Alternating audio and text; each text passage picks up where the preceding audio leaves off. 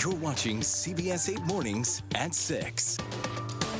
Thank you so much for joining us here at 6 a.m. Hope you had a nice weekend. I'm Eric Connard. And I'm Neda Rampur. Let's check in with meteorologist Evan Rani first thing this morning to find out what people are going to run into out there. It's fog this morning. Fog is Wow. the biggest issue on everyone's mind as you drive out the door, walk out the door. Low clouds along the coast and inland.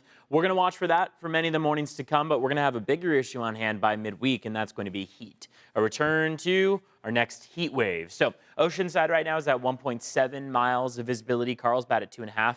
Less than a mile for Miramar, Kearney Mesa, up in Fallbrook as well.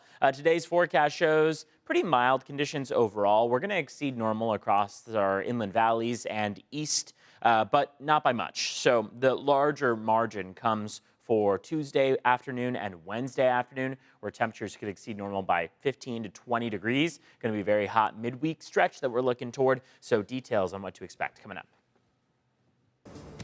Thank you so much, Evan. And now devastation in parts of the U.S. because of Hurricane Helene. This morning, San Diego firefighters on their way to help after Helene are in the hospital after their fire truck crashed. It happened yesterday morning near the Texas-Louisiana border. Officials say one battalion chief and 2 captains were hurt. Their conditions range from moderate to critical. The cause of the crash is still under investigation. This morning, Hurricane Helene is being blamed for at least 116 deaths across half a dozen states. Right now, the Carolinas, where those San Diego firefighters were headed, are seeing unprecedented levels of damage. Tennessee and Georgia are cleaning up as well, where flash flooding led to a number of rescues. Parts of Florida recorded more than 15 feet of storm surge. They're now getting started on recovery efforts.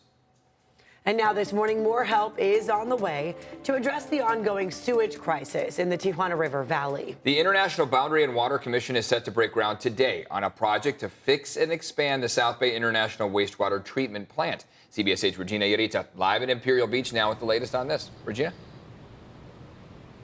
Yeah, well, good morning, Eric and Neda. Although there's still a lot of work to do, it seems like this is a step forward for Imperial Beach and the people living here now that the International Boundary and Water Commission is supposed to break ground on a new project that aims to improve and expand the International Wastewater Treatment Plant. Now, in a letter, County Board of Supervisors Chairwoman Nora Vargas announced that this project is a key component in addressing the cross-border contamination issues that they're having to deal with for far too long. This comes just days after Mayor Paloma Aguirre renewed a letter sent to President Joe Biden asking him once again to declare a federal state of emergency. The county continues to perform daily water testing. In fact, a week ago, portions of the Imperial Beach coastline reopened after 3 years, but water contact advisories were once again in place this weekend because of the current bacteria levels that exceeded the health standards. So back out here, we know that Mayor Paloma Aguirre has been fighting for federal and state help. She sent a letter, as I mentioned, to President Joe Biden, but also Governor Gavin Newsom a couple weeks ago. So we'll have to wait and see as some progress is happening here in IB. Also, thanks back to you guys. All right, it's good to hear, Regina. Thank you. This morning, people living in the East County will have a new way to get around town. Yeah, the Metropolitan Transit System's new copper line is officially running this morning. CBS 8's Chris Groh live in El Cajon now with everything people need to know about the new service available to them. Good morning, Chris. Yeah, good morning. And look, this is really big for those that use the trolley, specifically the orange and the green line in the past, because they used to run on the same track. And it was a criticism that MTS was facing because that green line would oftentimes run into a lot of delays. It was rated as one of the most sort of off-schedule tracks that would run. And for a lot of people, that was pretty frustrating when it comes to getting to work on time, like, for instance, today. So what MTS did is that they laid down additional tracks which will run from Santee to here in El Cajon. This will be the end of that drive for the copper line. And then from there, riders will be able to get off and go on to either the orange or the green line. So MTS believes that this is going to help reduce the amount of delays that riders will be running into, and that this will make that morning commute a lot more succinct, and that it will essentially try to crack down on this. Now, this new line is going to run from 5 a.m. to 11 p.m. daily. Again, it's going to have stops at Arnell Avenue as well as Gillespie Field.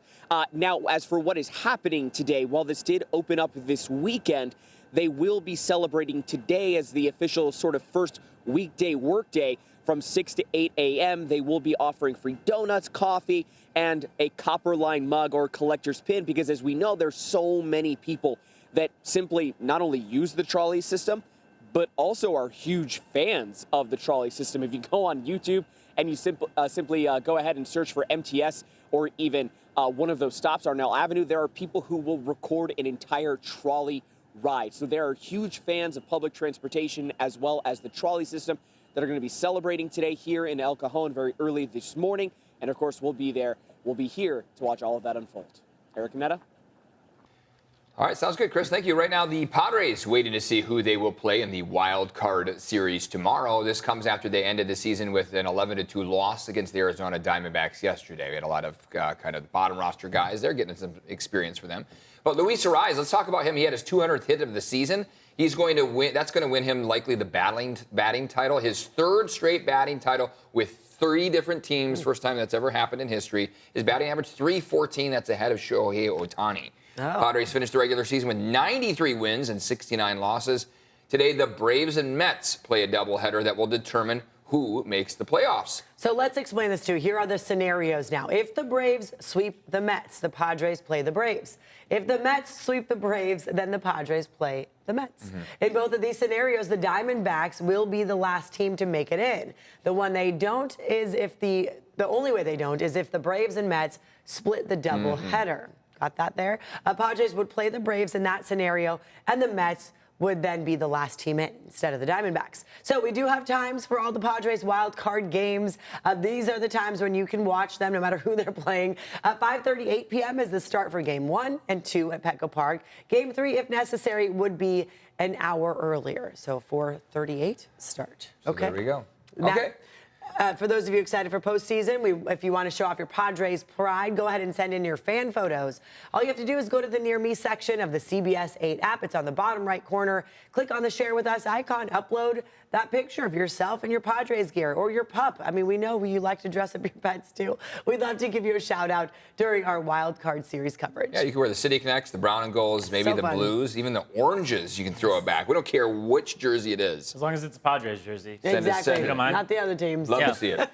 No, it's going to feel like another summer day out there. Padres games, hot Summer temperatures, baseball in fall. sunshine. Exactly. No, not at all feeling like where we truly should be. Temperatures are going to be feeling about 15 to 20 degrees warmer than normal. We do start off the day today with some dense fog out there along the coastline. That coastal fog is going to be no match for the afternoon sun. Once the sun does come up past about 6:30, we're going to start to see that fog gradually break apart and pull its way back. So you might still notice it if you're sitting at the beach and looking west, maybe just off the water.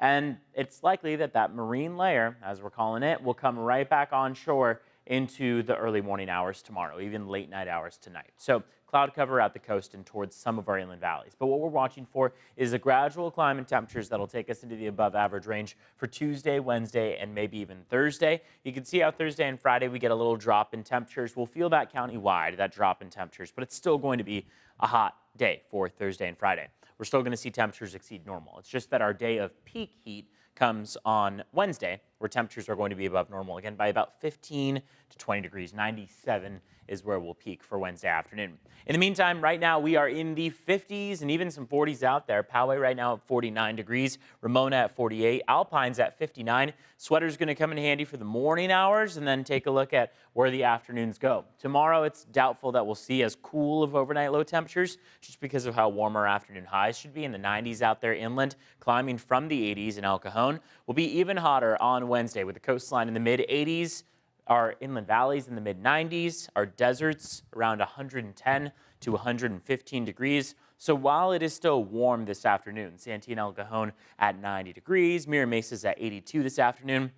Our coastline's actually relatively mild at 77 in Oceanside, 73 in Carlsbad, 89 in Escondido. It's getting hotter as they start to move east. That's the idea that we're moving toward, is that hotter days are ahead for Tuesday and Wednesday, and in particular Wednesday. Checking in on traffic, it's a quiet start to the morning commute out there. Drive times are mild at the 163 and 8 westbound. Both are smooth. Coronado Bridge is a little slower at 40 miles per hour. Let's take a look at your border wait times right now, where it is a 125-minute wait, over 2 hours at the San Ysidro Port of Entry. Otay Mesa Port of Entry going to take you about 80 minutes, so an hour 20 in total. Back to you.